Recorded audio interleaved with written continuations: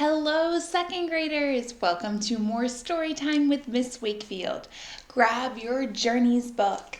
Today, our story is on page 384. Our story is called The Mysterious Tadpole.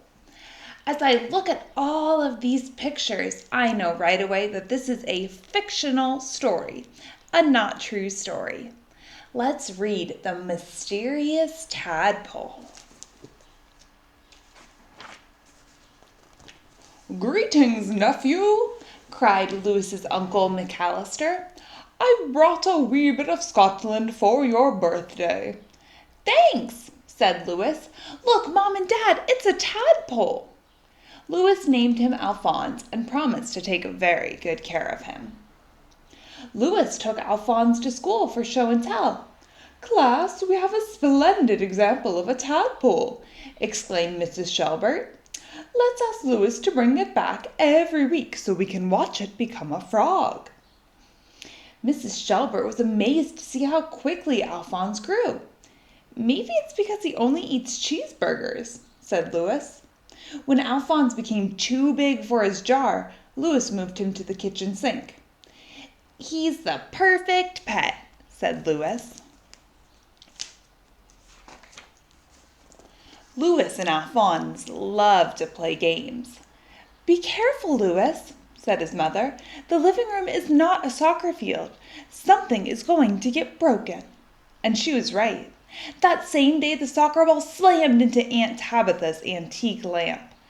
"This tadpole is out of control," said Lewis's mother. "Something must be done." "It won't happen again," promised Lewis. "I'll take Alphonse to obedience school." The only animals at obedience school were dogs. Some of the owners stared at Alphonse suspiciously. "Pretend you're a dog," whispered Lewis. Alphonse tried to bark, but it sounded like a burp.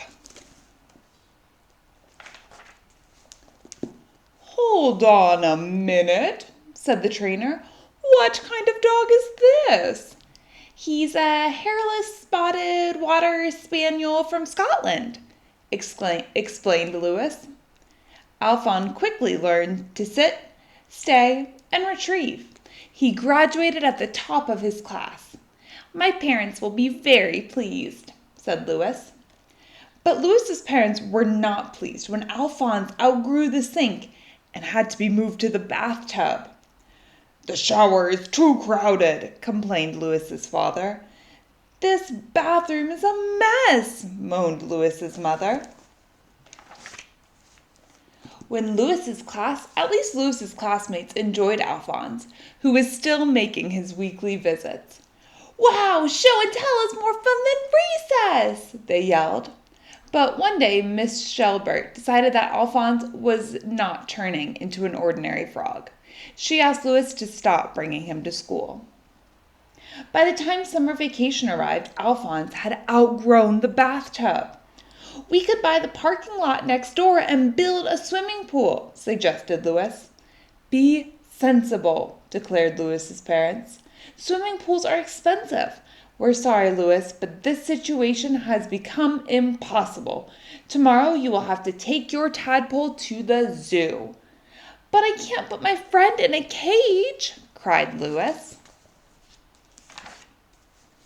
That night, Lewis was very sad, until he remembered that the gym in the nearby high school had a swimming pool. Lewis hid Alphonse under a carpet and smuggled him inside. "Nobody uses this place during the summer," whispered Lewis. "You'll be safe here." After making sure that Alphonse felt at home, Lewis said goodbye. "I'll be back tomorrow with a big pile of cheeseburgers," he promised. Lewis came every afternoon to play with Alphonse. In the mornings, he earned the money for the cheeseburgers by delivering newspapers. The training continued as well. Lewis would say, "Alphonse, retrieve!" and Alphonse would succeed every time. As summer vacation passed, Lewis became more and more worried about what would happen to Alphonse when the high school kids returned. After his first day of classes, Louis ran to the high school and found the gym bustling with activity. The swim team was headed for the pool. "Stop!" cried Louis. "On your marks," bellowed the coach. "Get set." "Excuse me, sir," said Louis. "Go!" roared the coach. Alphonse rose to the surface to welcome the swimmers. "It's a submarine from another planet!" shrieked the coach. "Call the police! Call the Navy!" "It's only a tadpole," said Louis. "He's my pet." The coach was upset and confused. "You have until tomorrow," he cried, "to get the creature out of the pool." Louis telephoned his friend Miss Severs, the librarian, and asked for help. "I'll be right there," she said. Miss Severs rushed to meet Louis at the high school. When she saw Alphonse, she was so startled that she dropped her purse in the water. "Retrieve!" said Louis, and Alphonse did. Where did this astounding animal come from?" cried Miss Severs. "He was a birthday gift from my uncle," Louis replied. Miss Severs telephoned Uncle McAllister. "Oh, the wee tadpole," he said. "Why, it came from a lake nearby. It's one folks call Loch Ness." "Brace yourself, Louis," said Miss Severs. "I believe your uncle found the Loch Ness monster." "I don't care," cried Louis. "Alphonse is my friend and I love him." He pleaded with Miss Severs to help him raise enough money to buy the parking lot so he could build a swimming pool for Alphonse. Suddenly, Miss Severs had an idea.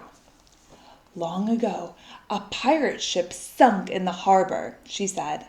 "No one has ever been able to find it, or its treasure chest. But perhaps we can." The next morning they drove to the harbor and rented a boat. "This is a treasure chest," cried Louis. "Retrieve!" Alphonse disappeared under the water and returned with the chest. It was filled with gold and jewels. "Let's buy the parking lot and get to work," cried Miss Severs. Louis's parents were shocked to see a construction crew in the parking lot. "Louis," they cried, "what in the world is going on here?" "Alphonse found a pirate treasure ship," explained Louis, "and we used part of our gold to buy you this present." Louis's parents were shocked once again. "Tickets for a vacation cruise to Hawaii?" they gasped. "And," said Louis, "you don't have to worry about us because Granny has agreed to babysit." They hugged Louis. They kissed Alphonse. "How soon can we leave?" they cried. "Immediately." By the time Louis's parents returned, the swimming pool was being enjoyed by everyone in the city. A week later, Louis said, "Alphonse, tomorrow is my birthday, which means that you have been my best friend for a whole year." The next day, Uncle McAllister arrived for the party. "Greetings, Louis, my lad," he exclaimed. "I've come with a curious stone from the hills of Scotland. Happy birthday." "Wow, thanks," said Louis.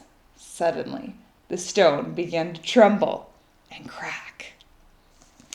And that's the end of the story. You have to use your own imagination to figure out what was inside the stone. Was it really a stone? I hope you enjoyed that.